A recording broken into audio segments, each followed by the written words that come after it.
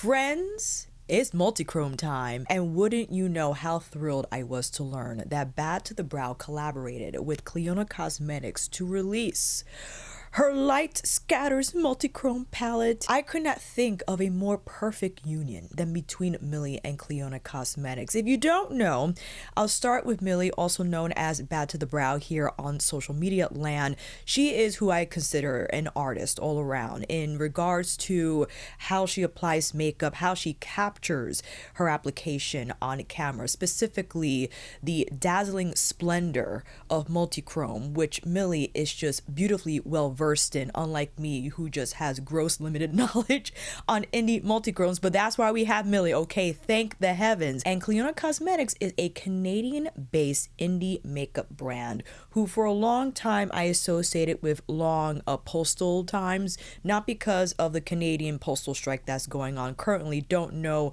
when it will resolve, but when Clionadh was mainly selling singles and the lot, and I finally ordered from them, I remember waiting weeks and weeks, but it was well worth it because the multichromes were just fabulous. But now we have an entire palette with Millie's vision here, and I implore you to visit Bad to the Brow's YouTube video that I don't know at this point. My apologies for not checking before pressing record. She might have more than one video going into Light Scatters. First, of course, the intro video explaining the collaboration, and then another explaining, I think, individually maybe the shades and how to use the palette, and perhaps another. I'll make sure to watch any additional videos that Millie uploaded, but I again recommend that you check those out just so you have the entire insight that went into this project. Because my gosh, when I learned about this collaboration, I was excited. I was excited to see what Millie would cook up for the multichrome family. And although I'm not the multichrome maven Millie is, I am delighted to finally dive into Light Scatters. And here we have the fresh packaging. I just had to lay out this beautiful tissue paper that basically has the Light Scatters pattern on the entirety of it. And opening up for the first time, look at these shades. You are not even ready for the swatches, okay? And I'll let the footage run just so you can see them in action, but we'll go through each swatch one by one. And I tried to set up the dual light source situation to capture the multitude of shifts found in these freaking shadows. Again, I applaud Millie for nailing this setup because the way she captures the dazzling effects of multichromes that sometimes hard to capture on camera, because it's one of those things where you have to see these finishes in person, like Light Scatters, because my camera does not do it justice. But Millie somehow manages to capture the splendor, okay, the sparkling, dazzling effects of not only Clionadh Cosmetics shadows, but many other multichrome shadows that she features on her social media platform. And it is delightful to watch each and every time. And of course, I tried my very best. I did capture, I think, some of the shifts here and there where you can see how, for instance, that second swatch shifts from like yellow to an ultraviolet. It's absolutely gorgeous. But allow me to read the entire product description for Light Scatters, because this was an entire collection. I got ahead of myself. I was gushing over Millie because I love her so much, and I failed to mention that it was not just an eyeshadow palette, it's an entire collection, including, yes, the eyeshadow palette, also an eye primer specifically formulated to work with these multichrome finishes. I'll try to grab more details, if any. 4 pieces in all: the palette I mentioned, the eye primer, 3 nail polishes, and a, I believe, 4-piece brush set.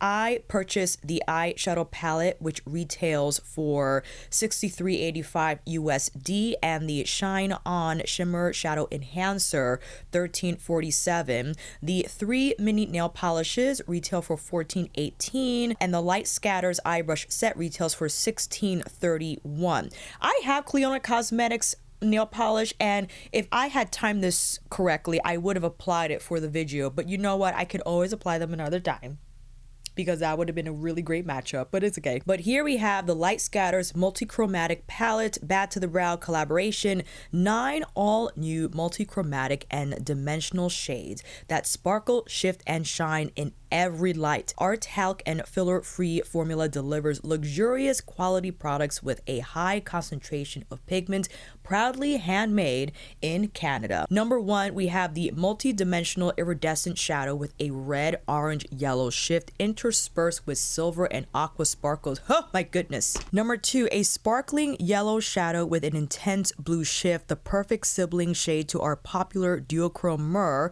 good for face, eyes, and lips, as well as the first shade I swatched. Number 3, a hot orange, peach yellow, shimmering metallic multichrome, good for face and eyes. Number 4, a violet, pink, peach yellow, shifting holographic shadow, good for face and eyes. This one actually reminds me of the Glass Sheen formula, or the shade in Lightwork 6. Isn't that gorgeous?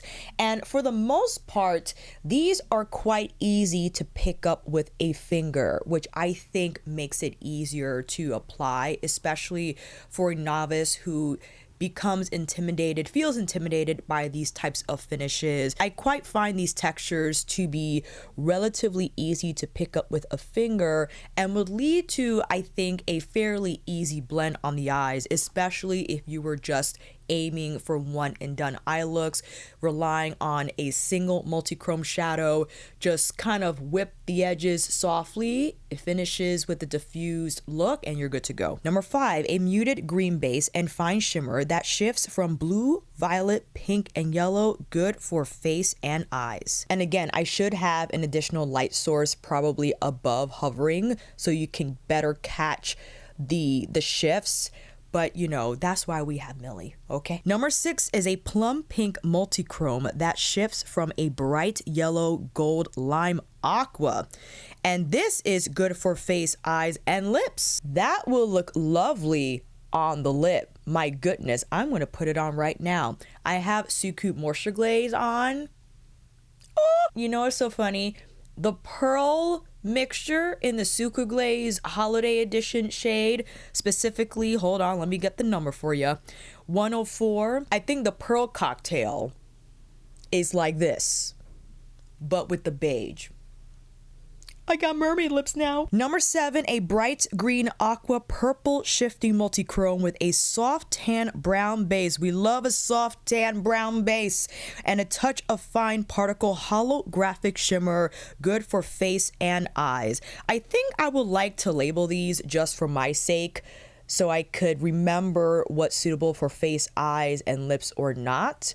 Ooh, but isn't that lovely? Again, I know it's hard to detect that soft tan base, but it's there. It's their family. Number 8, a saturated leaf green base, an orange, yellow, lime shifting shimmer, a sibling shade to our bestseller Mural, good for face, eyes, and lips. And lastly, number 9, a pink, peach, yellow, lime shifting multichrome with a denim blue base, good for face, eyes, and lips. And there are a few asterisks here to take note on the shades that have the asterisks, specifically number 9.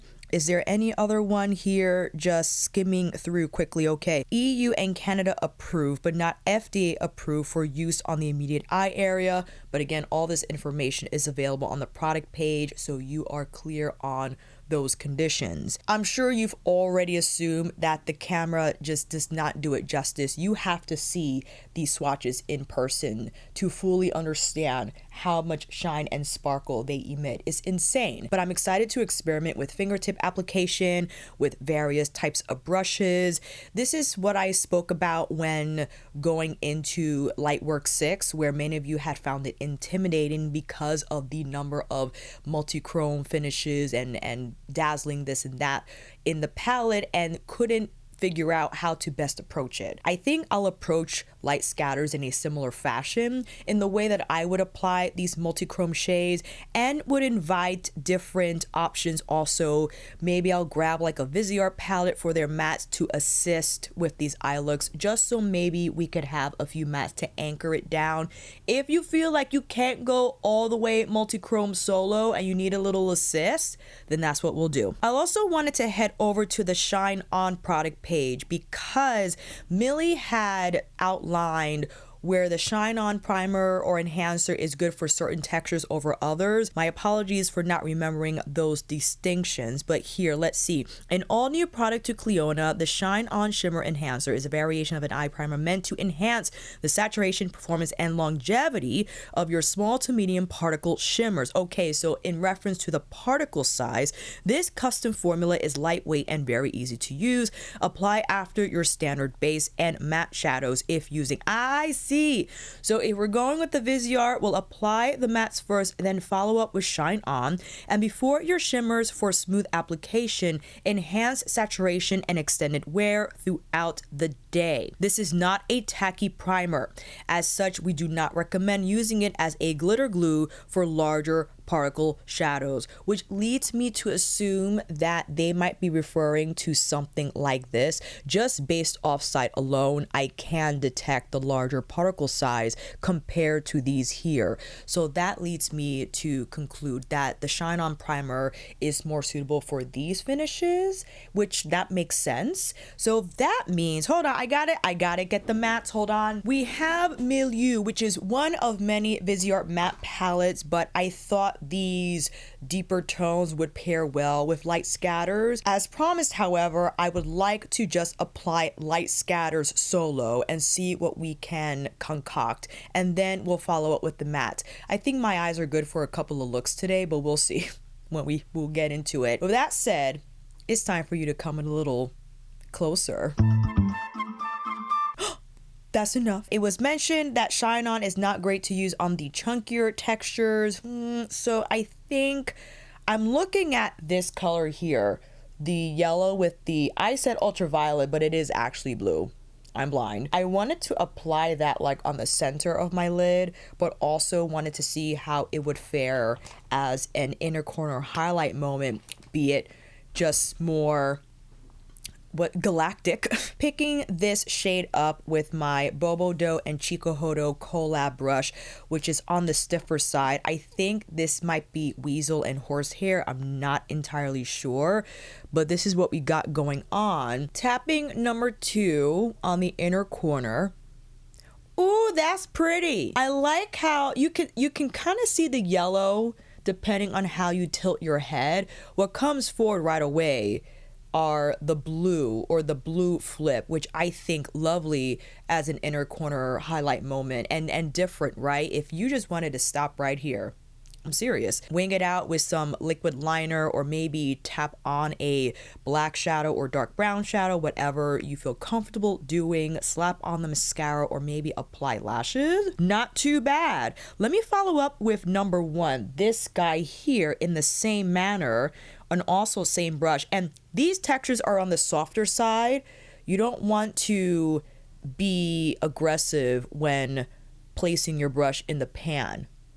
Ooh, that's lovely. Great pickup, incredible reflectivity. Look at that. Again, just to have that shine and reflectivity here on the inner corner, and you can sweep it gently over, yeah, sure, the entire lid, just so that sparkle can carry through. You have a little more, but it appears as a gradient, right? More concentrated here on the inner corner, and then having it scatter like scatters. I love that. Isn't that simple? And the reason why I'm taking these smaller steps is to assure, again, the user who is intimidated by these finishes that you don't have to apply these on the entire lid, and you don't have to apply 3 shades at once.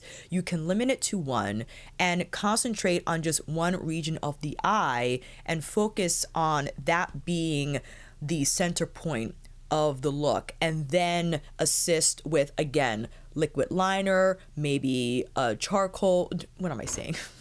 a creamier pencil, dabbing on shadow. Listen, I'll do it right now. Let me hop into Milieu. And let's see, what can I dab along the lash line? Maybe I'll do this dark brown shade. And of course, with no other than my beloved Sonia Smudger. One of many. This specifically is from her Kakishibu Kiyaki set. And I think it an exceptional brush to just stamp on the lash line, as it makes it easy and pretty seamless to achieve, where you don't have to focus on having the steadiest of hands, which I feel people think they absolutely need. And sure, there might be a level of steadiness required for it to not look insane, but relying on the brush design because it's flat and thin, just tapping along here will deposit the shadow just fine.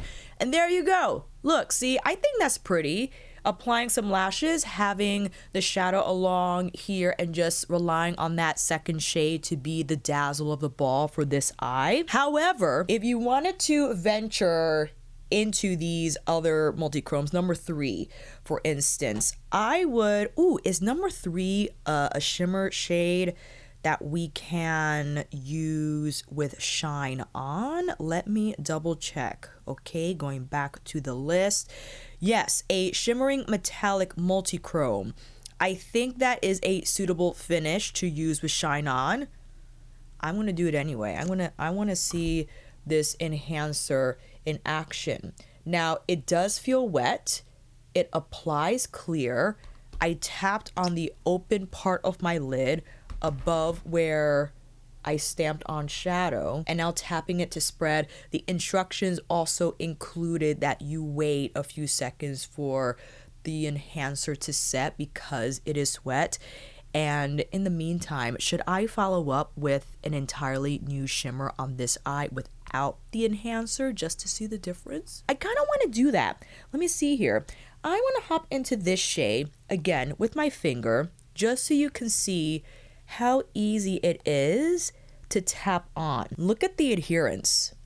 Okay, I mean, listen, you will need a brush if you wanted to refine the edges of the application naturally, and especially if you have smaller eyes where the fingertip will only deposit the shadow so much on the lid, but maybe not finesse it as you would like through the crease. With that said, I'm taking one of my Refer Shoto brushes and running number 4 through the crease just to have a little bit of that finished effect. And ooh, that's pretty. Okay. We waited for this to dry, returning to eye number 1, taking number 3 with the finger again, and in the same fashion, ooh, I can definitely feel how the Shine On enhancing primer does help with the adherence for sure. You get more color opacity from the shimmer, and I'm following up with that same color but through the crease here. I might have to clean up our lash line because I got a little bit of the multichrome on it, but that's totally fine because this is a step I would take regardless if I wanted a little more definition here along the lash line, pairing it with the multichromes on the lid and inner corner. And I'm using light pressure. You don't want to over manipulate this texture on the lid because it moves pretty well without a lot of manipulation. Yeah, and maybe we could, let me see here. I would like to apply, let me go in with this guy because, hold on, let me return to the shade descriptions because I need something with a deeper base, I think. Muted green base, we could do muted green, yes, 100%, but I'll pick up a stiffer shader, not as wispy as the Shoto brush because I want a little more, a heavier deposit, if you will, of color. Picking up number 5 and tapping that over what we applied, like you're doing this with me, on the lid. And this is my Bobodo and Bishoto collab Kolinsky brush. Kolinsky. with these multi-chromes, watch out. Pickup is sensational, even, but I get enough color intensity to achieve what I want, which is more of a shading role on the outer lid, as you can see. Yeah, and I'm just carefully whipping it here through the crease so it can combine with that shade we applied on the lid previously. And I think I'll carry it, that same blue base shade or muted green, on the lower lash line, and using the tip of the brush to place color there. And because it's Kolinsky, it has no problem whatsoever evening out that application. Ooh, we're looking multichromatic. I want to follow up with one of these brighter green shades.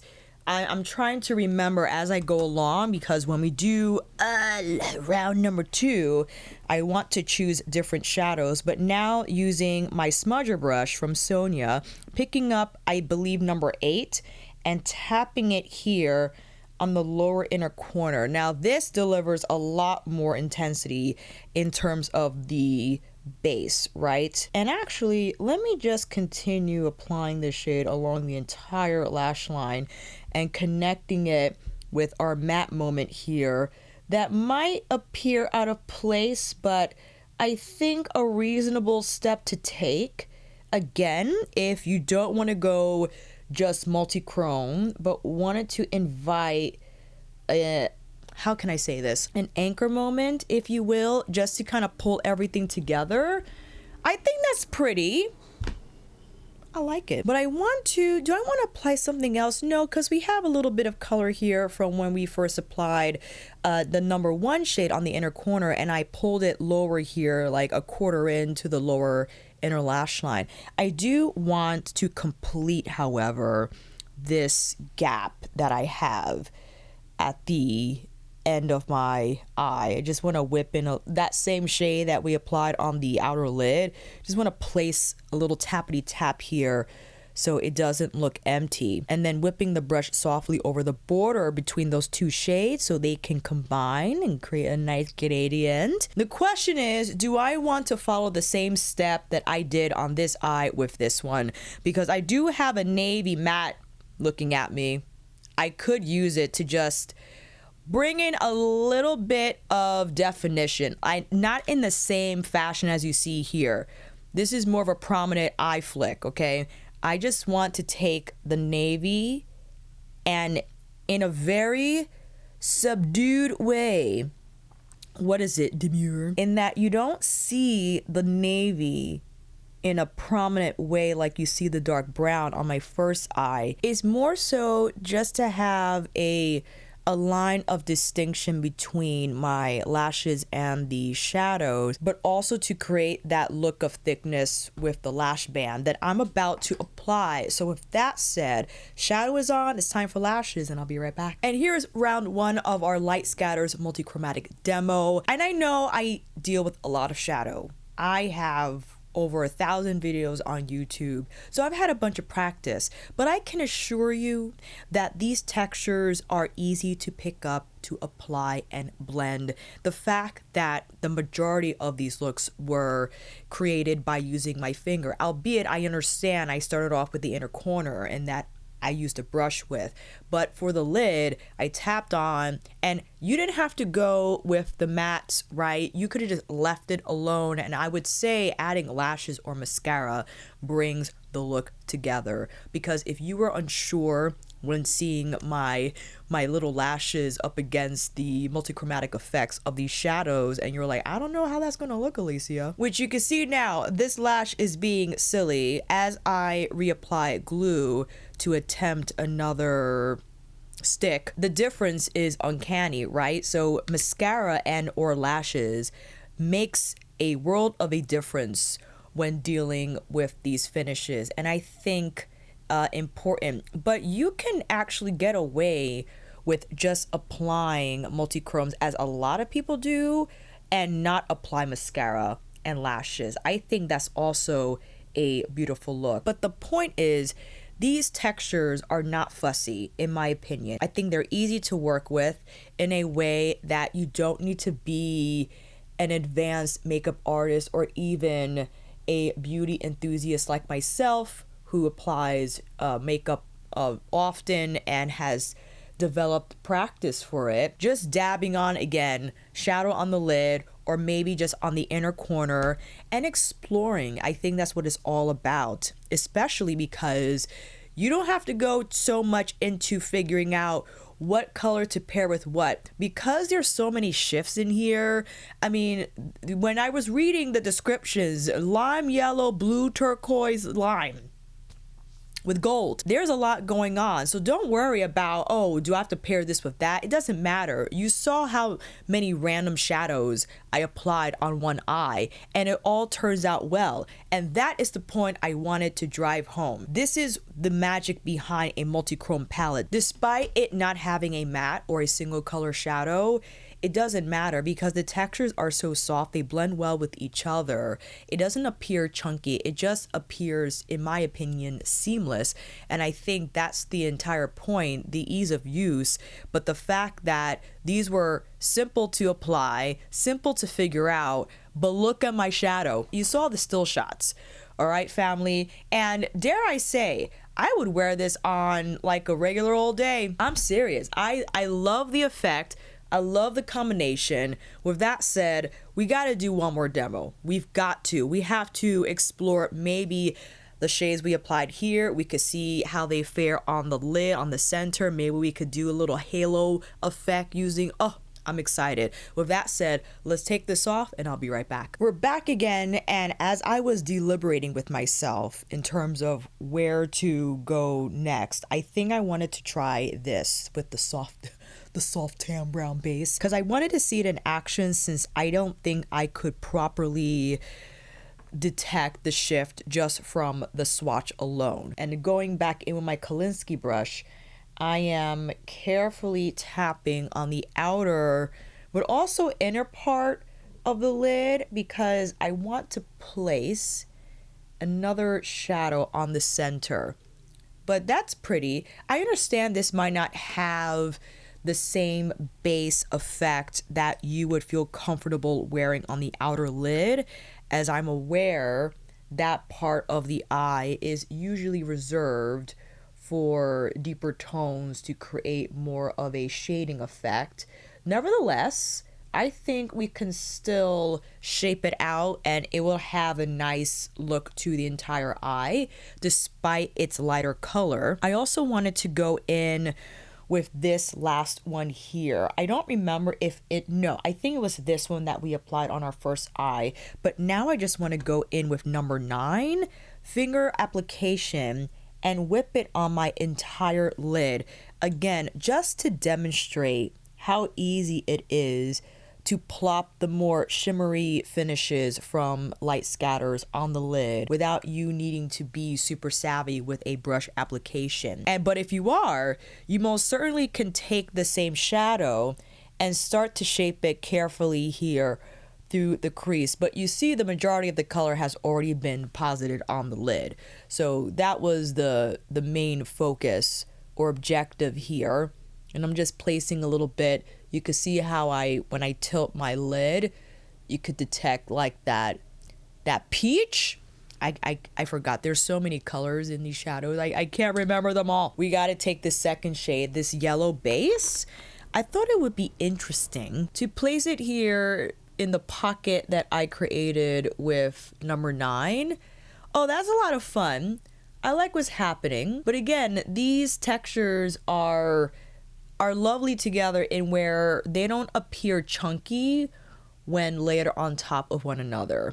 And I like that a lot. Now, I would like to go in with number 4, this one here, because I keep forgetting as I'm looking, I'm tilting the palette so I can make out the base shade to see what's appropriate to apply on my inner corner, but I really don't care. I'm taking number 4 on the inner corner for this eye.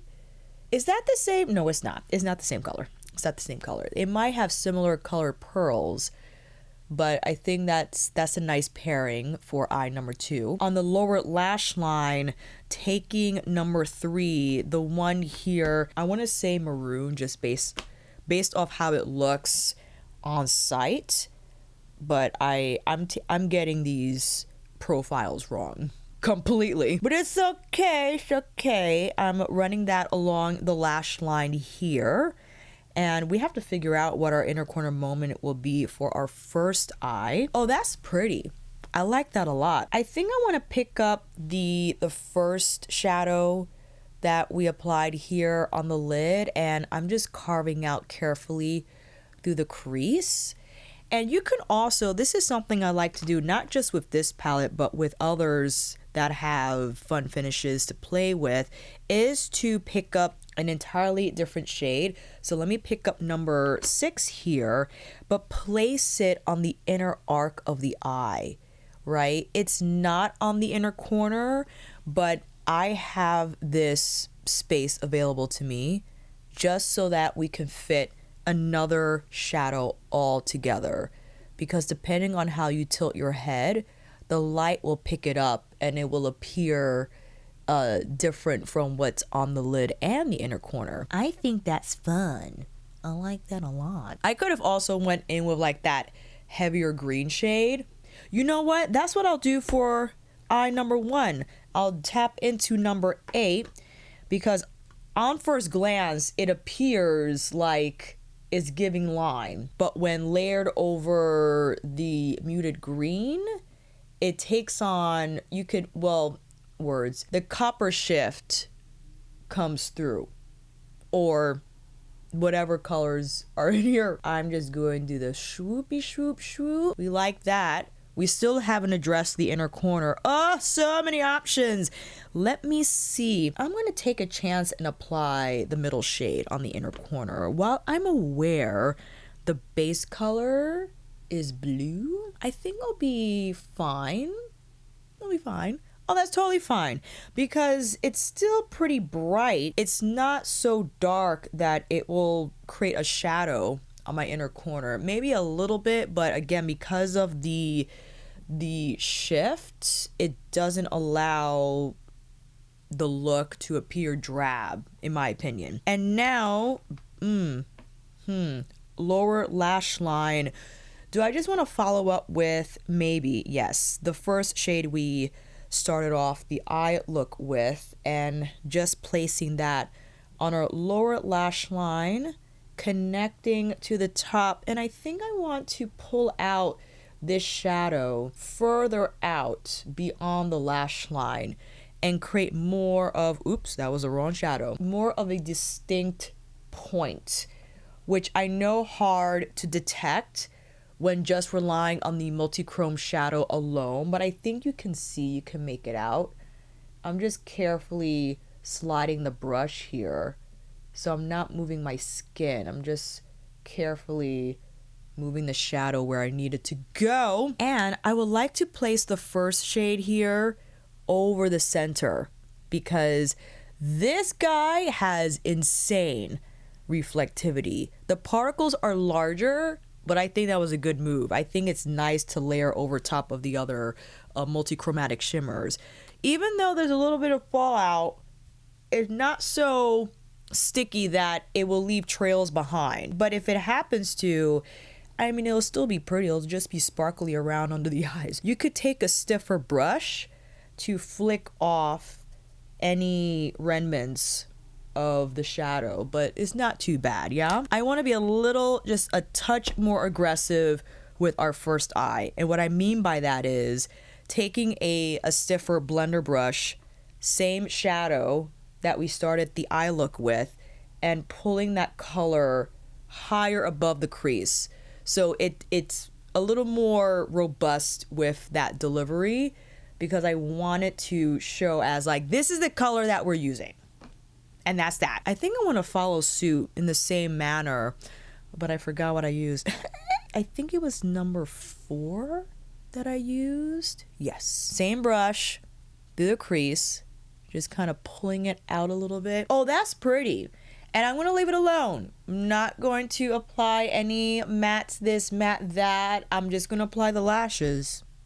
And I'll be right back. Round 2 complete, and I took on a more minimalist approach, meaning not inviting outside shadows into the looks, committing solely to light scatters. And I adore how these looks turned out, because even though you don't have that distinction of crease color, crease depth, if you use a dedicated matte or a darker multi-chrome, you can still see the outline of the shape, which I absolutely adore, and I think better detected in person. Again, not the best setup I have on here to capture the brilliance behind light scatters. Nevertheless, I just wanted to mention first and foremost, congratulations to Millie on this exceptional collaboration. I'm sure she just had a ball creating not only the palette but all the other pieces included in the collection, and just to now have it, play with it and experience it, I think anyone who chooses to purchase light scatters will enjoy immensely. Again, just based off from using it now, I understand this is a first impressions, but based on what I've noticed, what I felt, I think this palette is easy to navigate for me. Yes, despite the multichromatic effects, despite how you might feel a touch intimidated if you're only accustomed to, like, just an example, a Suqqu quad or a YSL quad, even Viseart. I would say Poseidon is Cyranouse is one of their more edgier curations. I understand when you see these finishes, you're like, where do I begin? I would begin by just applying one shade all over the lid and then slowly blurring out the edges and take it from there. And don't be afraid to experiment. Don't be afraid to layer. Again, as I mentioned during the first demo recap, I think it's important to know that you don't have to worry about combining colors or it appearing muddy. It is not possible with this palette. It's not. It doesn't matter what you choose to combine. It just all works together, where it's like multi-chromatic color blocking. You've seen those color block projects where even though the colors are random, the way they're situated with each other, the final product works out. It's pleasing to the eye, and I think this is what you'll experience with light scatters, and what I had also tried to explain with Lightwork 6, the Freedom palette from Danessa Myricks. If you have that palette too and you were just trying to figure out what to pair with what, I think this is actually, light scatters is easier, because Lightwork 6 has the soft satin colors that are just one-dimensional shades, where you might feel pressure to include those in on the looks, where for this you just plop on whatever you want. It doesn't matter. On the inner corner, lower lash line, inner lower lash line, as I like to do, the arc, if you just wanted to use one shade only, just place that shade on the inner arc right here. Use a thin brush, and that will be your spotlight moment for the eye look. And then maybe do shadow liner, liquid liner, cat eye wing, whatever you like. There's so many ways you can capitalize on light scatters where you don't have to apply, like I did, 5 shades at once, 1 or 2, and it will be glorious. So again, a huge congratulations to Millie. You did a phenomenal job, and thank you to Clionadh Cosmetics for working with creators, allowing them the opportunity to unleash their brilliance, and we benefit from it 100%. I will definitely continue to play with this palette. I hope this video helped in you navigating light scatters if you needed a little bit of guidance, but I'm happy to hop on here again with more looks if you need more inspo. But if you made it this far, make sure you like this video, click that thumbs up. It lets YouTube know that I am worth watching, and that means you can watch more multi-chrome videos with light scatters only, because I am far from multi-chrome expert. And click that subscribe button, you might as well, with the notification bell so you are alerted immediately of new uploads. With that said, I will see you down in the comments, and I will see you on here next time.